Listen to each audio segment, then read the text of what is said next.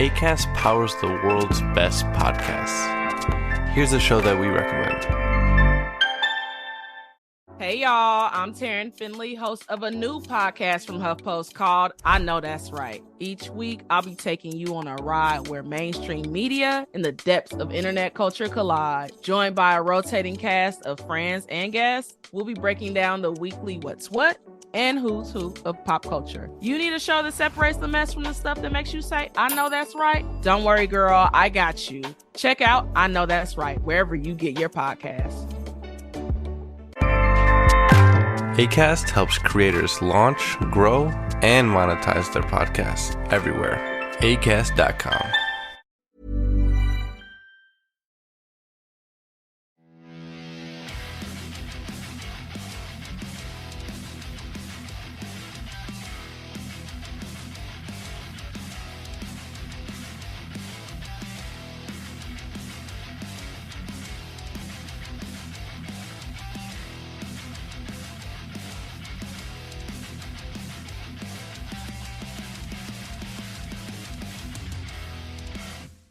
Hi guys, welcome to Heavy Metal Tones. This week's episode is quite an interesting one. If you hear my voice being a bit odd and funny, I am recovering from the COVID. I caught it at work, I think. I'm in lockdown for another 4 days or so. My wife has now caught it as well. It's really horrible. I'm going to say this out now. I know there might be some people out there listening thinking it's just a cold. I know I'm an old man and so my system is weaker. And I got my booster back in September last year, so I think that doesn't help. It is really horrible. The headaches were chronic. I mean, really, really chronic. And I'm a migraine sufferer, so I know what headaches are about. Anyway, so if you hear me sniffling and don't sound myself, I've got a sexy, gravelly voice, it's because I've had the COVID. Now, this week's episode is interesting, so 2 parts. In part 1, a little history lesson. In part 2, a music appreciation lesson. So, if any of you are aware of the fantastic Iron Maiden album that came out a few years ago, Book of Souls, that it had a ending epic, probably one of, if not, I would say, the greatest Maiden epic of the modern era. And I would say modern era, I'm talking about post-2000, in Empire of the Clouds. I desperately want that on the picture disc 10-inch that came out on Music Record Store Day. I missed out. Someone nabbed the only copy in front of me, so I didn't get it. Anyone out there... Oh, scratch the beard, isn't it? ASMR. Anyone out there who has a copy and wants to give it away, wants to sell it to me, you know where to contact me. heavymetaltones@gmail.com. That's heavymetaltones@gmail.com. Anyway, so... Empire of the Clouds. If you're not sure, I don't know what it's about the airship race of 1929. So in 1929, picture it, it's not the birth of aviation, no, by no means, but it's the infancy of aviation. And the British Empire, the British government, the Air Ministry, wanted to build a form of transport that could take its civil servants and public servants and its its swanky upper class elite all the way to the 4 corners of the empire, mainly India, where at that time was the largest part of the British Empire, to Karachi. And they wanted to do it as quickly as possible. Now, you could do it via boat, you could do it via plane, but you had to do it over many drops and hops, whereas this one would in one refueling land in Egypt and from there on then to Karachi. So they set about having a competition, a civil one and a government one. So it was meant to be fair. I don't think it was fair, to be fair, obviously, to be fair. So the Air Ministry made their version, the R101, and a private company, Vickers, up in the north, who also made Spitfires and so on. Now, I think they made Spitfires. I think I'm wrong, sorry. That's Supermarine, isn't it? Anyway, because they still made aircraft and fighting craft and guns and so on. They're up in the north in their drafty hangar, where by all accounts it was constantly wet, it leaked, it was freezing cold, people got sick trying to make these things. They're in the class of dirigibles. Dirigible is a hard-skinned, large air-filled balloon with a cabins or something attached underneath to carry the engines and the pilots and so on and people. Now, up to this point, they've been relatively large, but nothing the size of this. So, the R101 itself was 731 feet long, or 223 meters in length. It was only beaten in length by the L7129 Hindenburg in 1936. That's 7 years later. They say that you'll find out in the lyrics of the song if you listen to the song after this, but it was bigger than the Titanic. Now, obviously, we live in a time when we don't really know in our mind how big the Titanic is, and to be honest, there are ocean-going liners now that are bigger than the Titanic, but back then it was a very large vessel, so you can imagine it. It stored 5.5 million square feet of hydrogen in its balloons, in its major balloon. The balloons themselves were made out of so inside the shell you have these air sacs, which were made of cow gut, and took an estimate of 7,000 cows to make the air bladders for the hydrogen, and they glued them together, these sacks, and unfortunately they were often attacked by rats, because the rats would go in to eat the animal carcass, which is the skin, the bladders. It was by all means a very hard process to make this, over many months of planning and building. In fact, interesting side note, I can't remember which one, whether it was R100 or R101, but Barnes Wallis was involved in the design, and he, of course, built the bouncing bomb, blew the Ruhr Dam, or the dams. Another really interesting story, and we'll cover that in a few weeks' time when Benji and I do the war podcast, history with music and war around Sabaton and their love of history and music, particularly Second World War, or war and music. And one of those will be about the bouncing bomb. So it was commissioned by the Admiralty, the Air Arm, and built in the R101 was built just outside London, in North London, in Carlington, near Bedfordshire, not far from where I grew up, actually. In fact, they actually did display the airship at the Hendon Airfield, and I grew up in Hendon. Anyone listening in London who know where Hendon is, it's near the police college. I don't think the college is there anymore, sadly, but that's where I grew up. I spent many a year wandering around the Hendon Aerodrome War Museum, looking at the planes and particularly the Lancasters. The Lancaster they've got there. They've also got Churchill's last cigar there, I believe, as well. Anyway, it was an interesting build design because it was hampered from the beginning. The little metric to get a balloon to lift as high as that needed, with that kind of weight, to go that kind of distance and to carry those kind of engines, and they were huge diesel engines. And it had underneath it had a ballroom that was 5,500 square feet. And I'm sorry, it was 5,509,750 cubic feet of hydrogen. I wrote that down and I missed that. It even had a smoking room. I mean, can you believe the hubris of people? a smoking room under a balloon full of the most flammable material on the planet. At 5,509,755 cubic feet of it. It was asbestos lined, I suppose, so they did some kind of thing. But to get that lift, as I was saying, with this kind of size, it was basically a 2-story hotel underneath this balloon.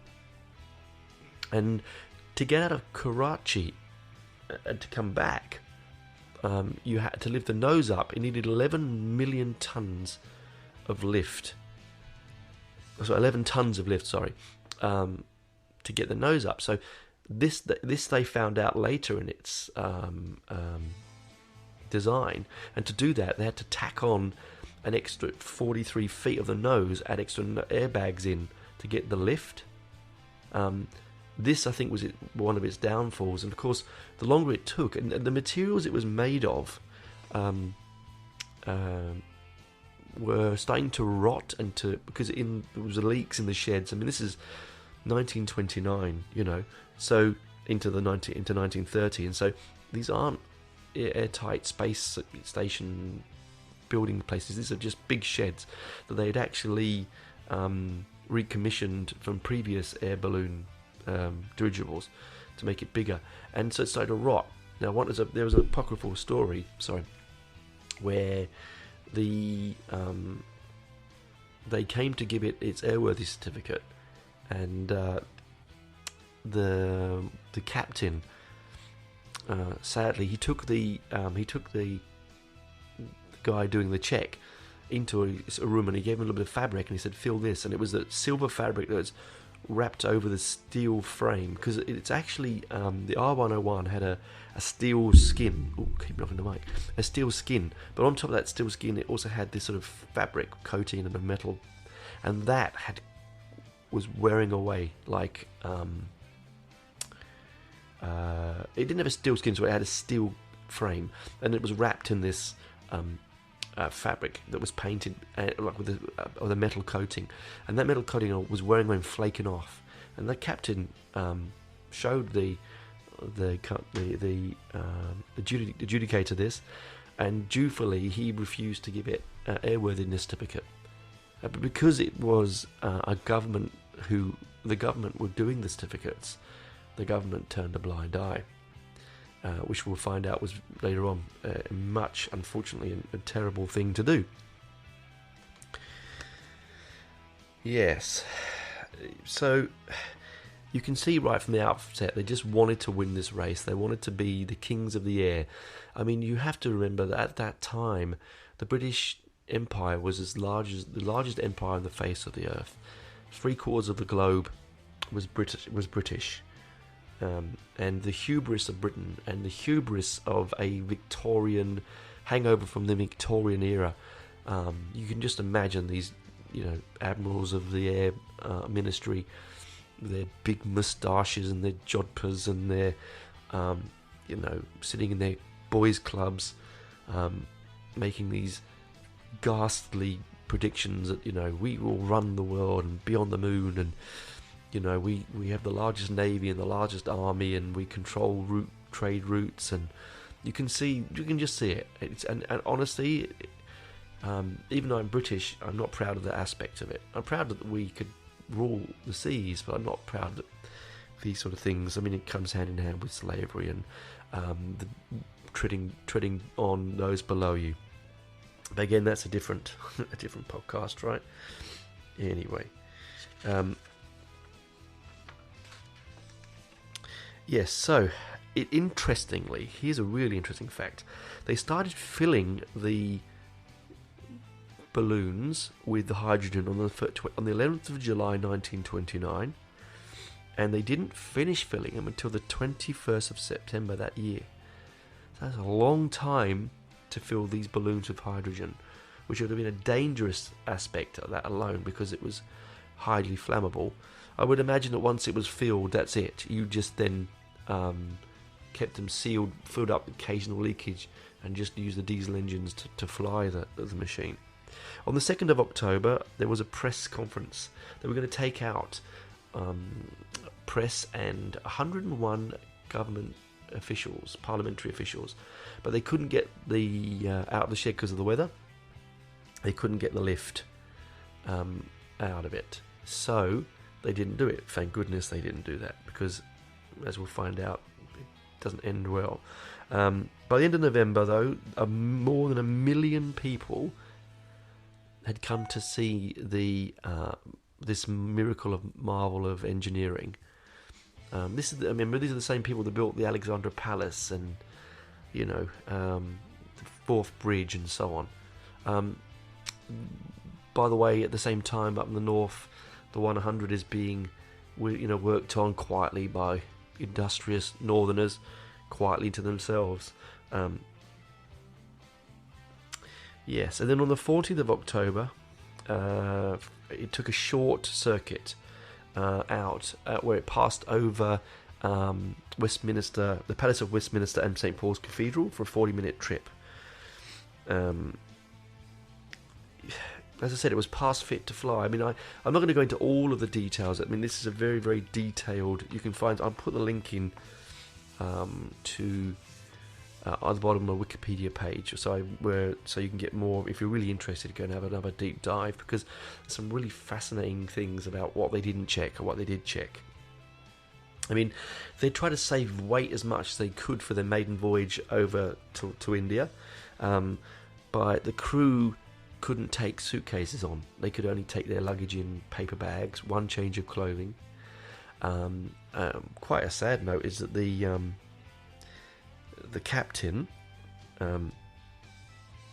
he said to his oldest son, and it's on record that he said this, is that please look after your mum and brothers. I won't be back from this, and that's because he knew. I mean, he knew he'd flown many dirigibles. He knew that they were cutting corners, and they were all for the race to win. And again, this is the hubris. Had you not made this a race, had you just said as a governmental thing, we're going to just make this thing, I reckon you would have saved the lives that were lost on that maiden voyage to India, because you wouldn't try and win. You wouldn't want to be that old boys club, like I said, the whole Phileas Fogg thing, the cigars and whiskey and brandy, and we're the best and we're going to win, and I make a wager, and all you're doing is wagering against people's lives, which clearly they did, and their own, because those same ministers took that fateful flight. Okay, I'm just going to go get a cup of tea in a second. I just need to go dry throat because of the because of this COVID, and we'll talk about that fateful flight next. Okay, talk to you soon, guys.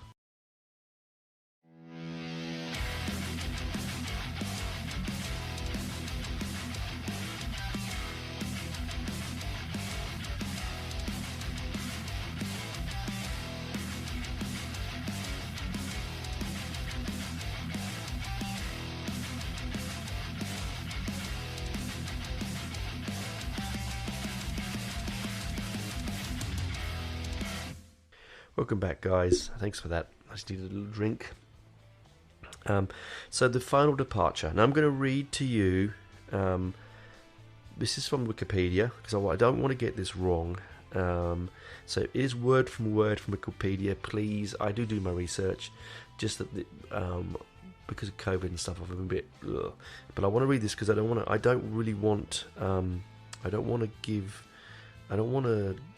anyone to miss out on this information. I'll cherry pick it, but I also don't want to get anything wrong. So the R101 departed from Cardington on the evening of the 4th of October 1930 for its intended destination of Karachi via a fueling stop at Ismailia in Egypt, under the command of Flight Lieutenant Carmichael Irwin. He's the one that said to his son, I won't come back. On that ship we also had Lord Thomas, Secretary of the Estate of Air. He was the guy that put the race together. Sir Sefton Branca, Director of Civil Aviation. Squadron Leader William Palstra, RAF Air Liaison Officer to the British Air Ministry. Director of Airship Development Reginald Colmore, and both Lieutenant Colonel V.C. Richmond and Michael Rope. The weather forecast of the morning of the 4th of October was generally favourable, predicting south to southwesterly winds of between 20 and 30 miles per hour. At 2,000 feet over the north of France, the conditions improving over southern France and the Mediterranean Sea, although the midday forecast indicated that some deterioration in the situation was not considered to be alarming, even though enough to cancel the planned voyage. Of course, a course was planned with which the R101 over London, Paris and Toulouse, crossing the French coast near Narbonne. Fine rain was beginning to fall when at dusk, with all the crew and passengers aboard R101 ready for departure, under the illuminating spotlights, jettisoning of water ballasts to bring the airship into trim was clearly visible. Squadron leader Booth, the commander of R100, was watching the departure from the tower's observation gallery, and an estimated 2 tons of being discharged from the nose and a further ton from the midships ranks. I mean, you can't think. I mean, these numbers are unfathomable. That's just water. Anyway, that's ballast, basically.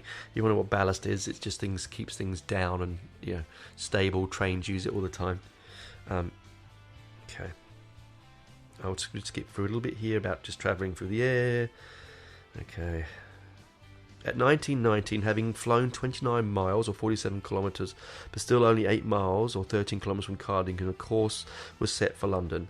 And at 20:01, the R101, by now over Potter's Bar, friends who lived in Potter's Bar, made its second report to Cardington, confirming the intention to proceed via London, Paris and Narbonne, but making no mention of the engine problem. So I missed that, but there was an engine problem going on earlier on. Sorry, I must have skimmed past that. I can't imagine it would just be to do something with the diesel engine. Apologise again. Go and have a look into this.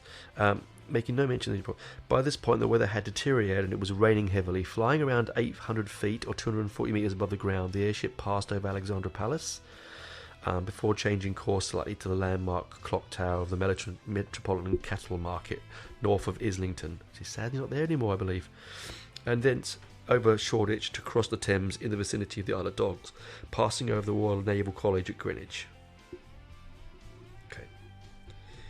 An update of the meteorological situation was received at 2040. The forecast had deteriorated severely. Southwesterly winds of up to 50 miles per hour, with low cloud and rain being predicted for northern France and similar conditions over central France.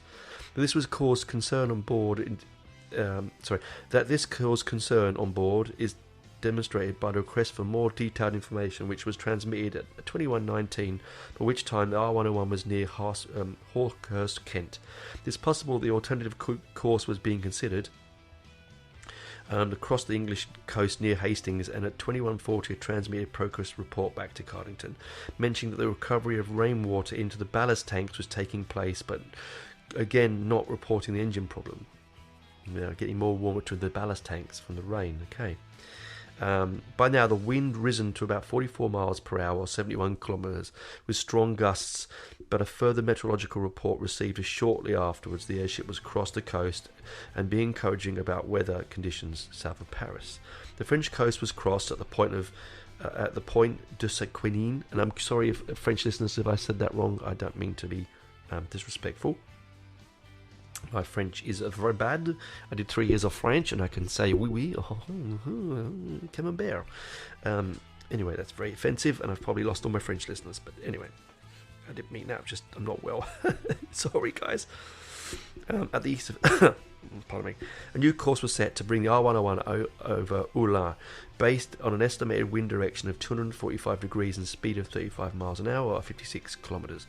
The intended course would have taken the R101 4 miles west of Beauvoir, but the estimated wind speed and direction were inaccurate, and the result of which R101's track was to the east of the intended course. The error would have become apparent when about 1 o'clock in the morning R101 passed over Poix de Picardie, a distinctive hilltop town that could have been readily distinguishable to Navigation Officer Squadron Leader E.L. Johnson.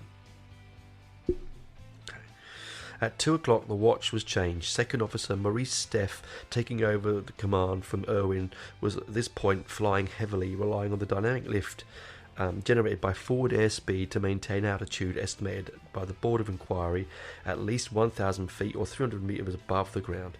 And at about 2:07, the R101 went into a dive from which it slowly recovered, probably losing around 450 feet. As it did so, Rigger S. Church, who was returning to the crew quarters to come off duty, was sent forward to realise the forward engine ballast bags, which were locally controlled. Sorry, it was sent forward to release the forward engine ballast bags, which were locally controlled. This first dive was steep enough to cause A.H. Leach, the foreman engineer from Cardigan, to be thrown from his seat in his smoking room. What's this smoking room there? What's it say to you, really? So, to be thrown from his to wake Chief Electrician Arthur Disley from his dozing in the switch room next to the chart cabin. As the airship recovered, Disley was aroused by Chief Coxswain G.W.H. Hunt, who then went to the crew quarters calling out, "We're down, lads," in a warning. As this happened, the airship went into a second dive, and orders to reduce speed to 450 miles per hour were received in the engine cars. Before engineer A.J. Cook, on duty in the left-hand midships engine car, could respond, the airship hit the ground at the edge of the wood outside Allon. A-L-L-O-N-E, sorry guys, 2.15 miles or 4 kilometers southwest of Beauvoir, and immediately caught fire. The reason for the order to reduce speed is a matter of conjecture, because this would have caused the airship to lose dynamic lift, adopt a nose downward altitude. The subsequent inquiry estimated the impactor speed was 13 miles an hour. Now, I can run faster than that. Well, I have in the past. It's about 4 kilometers or so for an hour. It's not very fast.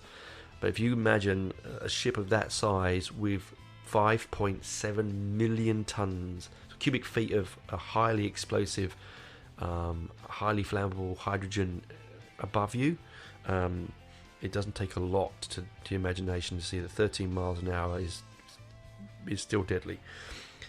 With the airship between 15 and 25 degrees at nose down, so it's pretty steep. 46 of the 54 passengers and crew were killed immediately.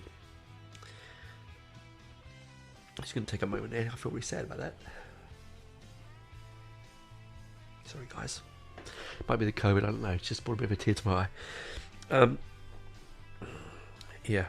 Anyway, Church and rigger W.G. Radcliffe survived the crash but later died in hospital in Beauvoir, bringing the total dead to 48. Now, there was inquiries, of course. Why did they slow the speed down? Why weren't they checked? Why was the route not changed? What was going on with the engines? This is, to me, this is a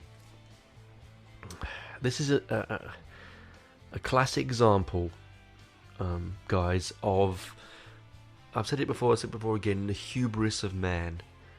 The ability to think that they can fight nature, but make better nature. Of course, now we sit back with our smartphones that have more power than we put a man on the moon, and in our 3-story behemoths that fly through the sky. But we've had almost 100 years of technical advancement in that time. This is the early days of flight, and it's it's the want for man to make the world as small as it can fit in the palm of his hand, as my dad would often say. To shrink the world and control it. It's like me. I equate sounds a silly thing here, an old person thing, but gardening. Like, I love really straight lines in gardening. I like Japanese horticulture, and I like square privets. I like to control nature when I'm in my garden, whereas my wife likes it wild and free, right? And to be part of nature and to just run with it. Now, that's exactly what this is about. It's about controlling, isn't it? But at that same time, if I trim a hedge into a square box, I don't kill anyone. But if I take 48 people up into, let's be honest, an extremely dangerous situation that most people knew we weren't going to come back from, and try, without even the ability to save them. I mean, there was no way they could save it. I mean, even if they did, there was no parachutes, by the way. Too much weight. And even if they did jump out at that speed, you're going to die hitting the ground, that height. And you probably wouldn't get away from the fireball when it hit. You know, the R100 went on to fly to America, and it would have kept flying, but because of the R101 and its tragedy, they grounded all of it. You can understand. They grounded it to the loss of the equivalent of multiple millions, probably even hundreds of millions of pounds of work and man hours. And it would have worked, because I think the R100 was not trying to be brash and bold, and it was thought about and checked and thoroughly looked at. Whereas the 101 wanted to just be the king of the skies. Anyway, so guys, let's take a second just to think about these people, because they are forgotten, and you wouldn't have thought about this unless you're into this sort of thing. Why would you think about those 48 people? Let's be honest, apart from the memorial that's near Beauvoir in France, I don't know if I've spelled that wrong or even I've said it correctly, they're forgotten, aren't they? Even by their families. And this is almost 100 years ago, 98 years ago. So would it not be thought that even their families would forgot? There's probably people listening to this podcast who are related to one of those 48 people who had no idea that they took part in one of the greatest air disasters of all time. And it's not, I mean, more people have died, don't get me wrong. I mean, of course, more people have died in things like 9/11 and in, you know, major aircraft crashes with hundreds of people. But the reason that this one, I think, for me, is one of the greatest is because it was one of the most. It was foreseen. People, it was foreseen. Okay. There were reasons not to fly. Whereas, you know, 9/11, that was just man's ability to be monstrous. Whereas, you know, other aircraft crashes are small accidents that happen that are overseen. Whereas this was, we turned a blind eye. They turned a blind eye in the race to be king of the air and to win that whatever money was up for that. And I didn't know if there was a wager bet, but I think there was. Sorry, again, I'm not feeling well, so I haven't done that bit of research. I've been very digging deep into it, but yeah, it's a very sad crash, very sad story. But what we're going to do, sorry, that's taking up the whole episode. Normally I try and get all things in half an hour, 40 minutes. This is going to be a much longer episode, guys. I hope you do enjoy it. I've really enjoyed the time off that I could do this research, and you know, yes, I stole a bit from Wikipedia, but that was only because I don't want to do just those 48 people and say something wrong and get it, you know. I mean, I may have misquoted here and there before, but this is where I want to be correct. So I'm going to go and put the kettle on, gargle some salt water, maybe have a bit of lemon in my tea, take some Panadol, and I will be back with my take on Iron Maiden's thoughts and musical musings on the R101. It's 18-minute long epic, penned mainly by Bruce Dickinson. Yes, it's everything that we've always wanted in a Maiden song and more. It's more than 12 minutes.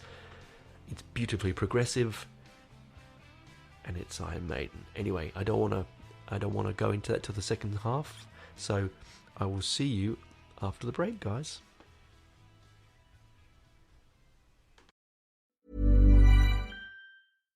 Ryan Reynolds here from Mint Mobile. You know, it's hard to believe that inflation is still a thing, but boy, it sure is. And that's exactly why Mint Mobile still gives you premium wireless for just $15 a month. Well, it's also because we have that offer printed on, like, 1 million t-shirts, but it's mostly the inflation thing. So give it a try at mintmobile.com/switch.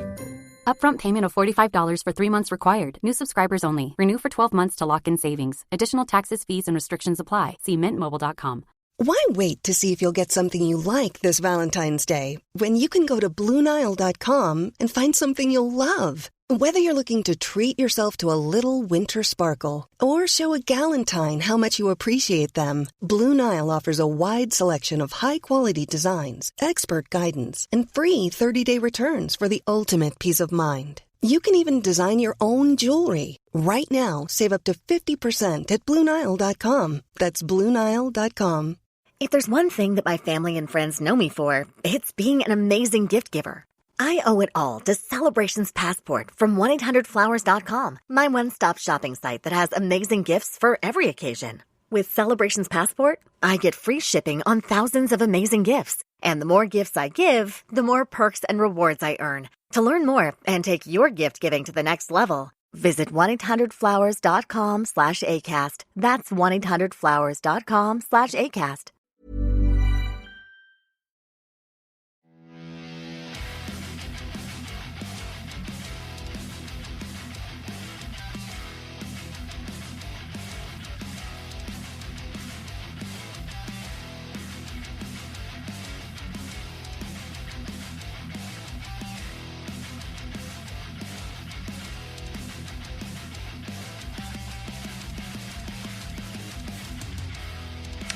Welcome back, guys. And now this our second part of the program is now around basically around the song, as we said in the middle at the beginning of the show, "Empire of the Clouds" from the 2016 album by Iron Maiden, Book of Souls.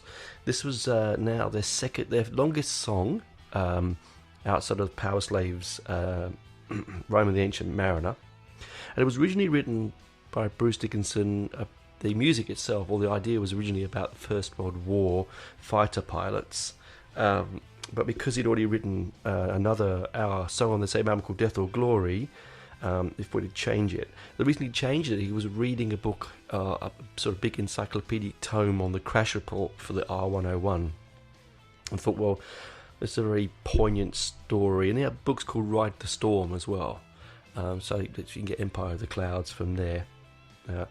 He sort of he composed it mainly on his on tour, as they always do, and he recorded it at Guillermo Tell Studios in Paris. It was produced by Kevin Shirley, the great South African heavy metal producer and heavy rock producer Kevin Shirley. And the intro, which is very interesting, was one of the only Iron Maiden songs that it does intro with a piano, is played on the Steinway by Bruce Dickinson himself. He writes the piano intro to that one. According to Adrian Smith, Dickinson was working on it for about a month on his own in a soundproof booth, just to get the piano piece right. I mean, Dickinson can play a bit of guitar. He can play a bit of piano now, obviously, but he's naturally not a physical musician. He's a wonderful vocalist and a singer, but not with an instrument as such. And that's always, he probably wanted to do his best, not embarrass himself in front of the best, one of the greatest bands in the world. And the fans are very, very, very funny about that kind of thing. All right. It was a challenge, according to Adrian, because there was so many pieces to the song. It's 18 minutes long. The piano track, it's just produced by Kevin. Nico experimented with a variety of percussive instruments, including a bowed gong to recreate the airship's crash. See, I'll stop there for a second. This is what's wonderful about. I'm going to sneeze there. It's what's wonderful about Maiden and their wholehearted love and unashamed adoration for progressive rock music. You know on this podcast by now how much I love progressive rock music, and just the fact that they could go out there. And I know that when you've got over, you're selling 150 million copies of records, and you've been going for 40 years. You have the right to do what you want musically. But it doesn't mean that you will always do it, because there's a bit of you in your mind, a little bit of your accountant in your mind goes, is that wise, Bruce?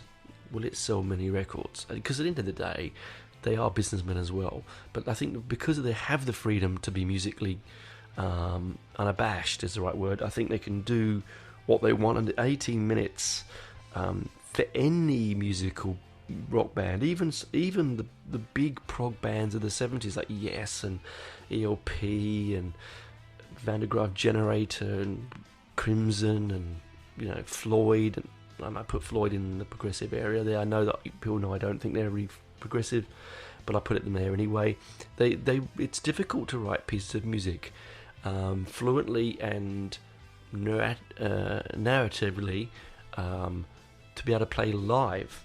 Now I know a lot of these bands never played a lot of their stuff live, but Maiden does has a thing where it likes to play as much live pop music as it can, and so it was really a challenge for them. I think it was really a beautiful piece of music. On the 11th of March, the band announced that the song would be released as a 12-inch picture disc for Record Store Day. And yes, as I said before, I queued up, and yes, some pillock in front of me got one. Just like the year after when I wanted the Pistols pink vinyl. I mean, unfortunately, I won't be at Record Store Day this year because I'll be away on holiday. But if you do Record Store Day, I highly recommend you do. It's a bit of a free-for-all sometimes with these one-off pieces. Anyway, that is what it is. Now, look, it got critical acclaim. People thought it was a masterpiece. I personally think it's. People say it's as spellbinding as a 1984's Rime of the Ancient Mariner. Stop, people, right there. I'm going to stop you. I'm going to ask you to put the pen down, or stop your phone, or listen to music. Right there, nothing is as spellbinding as Rime of the Ancient Mariner. Nothing. Sorry, Matt, my good friend Matt. Matty will tell you the same thing. There is only one Rime of the Ancient Mariner. Yes, Death of the Celts of the last album, and yes, Empire of the Clouds. Wonderful, beautiful, delicious, thick, unctuous, chewable music. Stuff you can get your teeth around and your gums on and your lips on, and then you can just be with it for 18 minutes. There is not many things in life that you can quite quietly be on your own for 18 minutes unfettered and get that much pleasure out. Now, for you dirty-minded people out there, of course there is other things, but about you, but 18 minutes, no chance. Anyway, sorry, I'm not well, must be the medication. Look, as I said, it's spellbinding. Yeah, no, I think it's wonderful, but I've played Rime of the Ancient Mariner more times than I could possibly even remember. But I've played Empire of the Clouds maybe 30, 40 times in the 4 years that it's been, 5 years since it was released. Look, it does take you away on a lovely balance. It's got, like, I'm going to read you the lyrics, okay? And it's typically Bruce, because Bruce is a beautiful lyricist, okay? To ride the storm to an empire of the clouds, to ride the storm they climbed above their silver ghost, to ride the storm to a kingdom that will come, to ride the storm and damn the rest oblivion.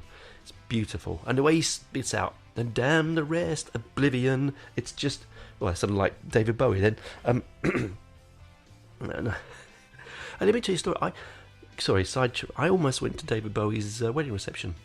I was in a hotel in New York, 1980 something. My girlfriend at the time, I got tickets to see, and I'm going to say this through gritted teeth, Beauty and the Beast. We'd just seen A Streetcar Named Desire with Alec Baldwin, and what's her name from Splash, Daryl Hannah, and then we went to go and see Beauty and the Beast. Now we're coming down to the reception at the St. Moritz on the Park, And this English guy in the lift says to me, hey, I'm going to say limeys. He probably didn't say limeys, but in my head I think he did. He's in a tux, and he's like, hey, you limeys, we're going to go to an Englishman's wedding reception on the top floor. You might like some English, some of his own countrymen. And I went, no, we're going to the theatre. And as we came out the lift, in comes, as I'm telling you now, he comes through the doors with Iman, and he walks up to that guy I was talking to, and he's something like David goes, Roger, see you at the party, whatever. No, David Bowie have an American accent, but I'm not doing David Bowie. See you at the party. Anyway, he off he went, and it was too late. I turned around to my then girlfriend, and I was like, what do we do now? She's like, we can't, it's too embarrassing, we've declined it. So off we went. Anyway, sidetrack. It's not as lyrically full for a 20, almost 18-minute song as you think it would be. There's lots of space for Dave and Adrian and Steve and Nico and Yannick to stretch their wings and stretch their legs and have a nice gallop. It does musically emote the feeling of being in the clouds. It does, especially the opening piano refrain. It does have that yearn of the 30s. It also has that bombast, as I said before in the first part, about the power of man against nature and the pompousness of government and the pompousness of empire. It really does make it, when it says Empire of the Clouds, it does really come across that way when you read the story of the R101 and the R100. In the gathering gloom, a storm rising in the west, the coxswain stared into the mist. We must go now. We must take our chance with fate. We must go now, for the politicians, he cannot be late. All right, so that sort of straining of, we've got to go. We can't wait. We can't wait for tests. We have to go now. We have to go now. She never flew at full speed. A trial never done. A fragile outer cover her Achilles would become. As we told you before, so the outer cover, because of the extensions, and then when it went to land, as it went to crash, it had nothing to protect itself because it was fragile. The gas bags went hit pretty quickly, and a spark off the metal frame into the bags, and bang, off you go. Feeling the wind as it blows you, feeling the beams as they pass you along, watching the channel below you, lower and lower into the night. I mean, and of course, what this song does, sometimes, like a lot of the latter day Maiden lyrics with Bruce, he tends to outgun his vocals with the words he writes. You know what I mean? He's galloping too fast in his head with the writing, and I know he just come back from throat cancer, so I'm not going to put that out there and say that was a reason, but he has for some time had moments where he can't keep up with the speed that he used to sing at, but still wants to, and I think with Empire of the Clouds you get that sometimes in the middle eight of the song. But, as I said, plenty of room, plenty of space to stretch out, plenty of atmosphere. So if you really are keen on a little bit of history in your music, happy to sit back and not want to just be 3 minutes, 5 minutes, 7 minutes, and take yourself on a journey. I mean, I highly recommend good noise-cancelling headphones, on vinyl if you've got it. If not, on streaming or CD, quietly to yourself in a darkened place. It's not a song for taking you out on a running or be on the bus sometimes, or anywhere the distractions. It's sort of like any good art. Like if you go and sit in a gallery, and I used to do a lot when I was at art college, you'd sit in front of great paintings and you needed no noise. And it's the reason why galleries are quiet, why libraries are quiet. It's so that you can push away the extraneous noise, any circumstances outside of your life, and be with the piece of art that's there. And this is a good example of that. Now, I am pushing to 50 minutes on this show this week, I think I've had more time to do it, which is great. I hope I haven't bored you. I hope it excited your interest in some, unforgotten histories. And I'd really dig if you go and there's some brilliant podcasts out there and websites about forgotten history, particularly the pre-war, because it's all lost post 39, isn't it? I know all we then hear is Nazis, Russians, Allies, and things like that. So it's good to do stuff between the wars, as Billy Bragg would say. So just have a look at that and see what you think. Anyway, I'll put a link in the description for the Wikipedia page that I butchered by reading through. I hope you've enjoyed it. I'm sort of struggling a bit here, as you can hear, nasally. I'm sorry. Oh, that wasn't very nice. Sorry if you heard me sniff it.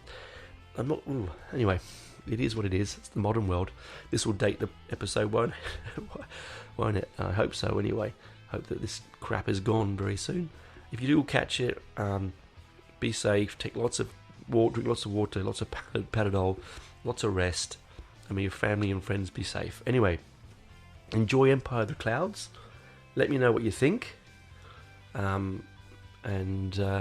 Let's hope the new Maiden album that comes out after the next one has an even longer final song on it, with even more of us delicious information for us to learn and to enjoy and to make us think. That's me for this week. I'm going to go and gargle my throat now again. Anyway, hope you enjoyed it. Talk to you soon, and keep safe, everybody. Okay, bye.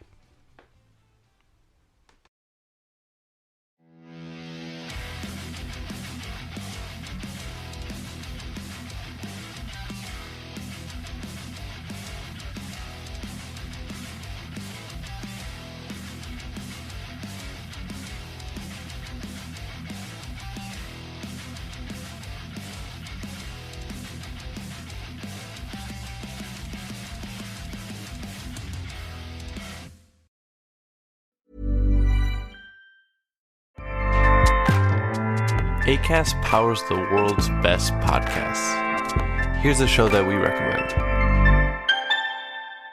Hey y'all, I'm Taryn Finley, host of a new podcast from HuffPost called I Know That's Right. Each week, I'll be taking you on a ride where mainstream media and the depths of internet culture collide. Joined by a rotating cast of friends and guests, we'll be breaking down the weekly what's what and who's who of pop culture. You need a show that separates the mess from the stuff that makes you say, I know that's right? Don't worry, girl, I got you. Check out I Know That's Right wherever you get your podcasts. Acast helps creators launch, grow, and monetize their podcasts everywhere.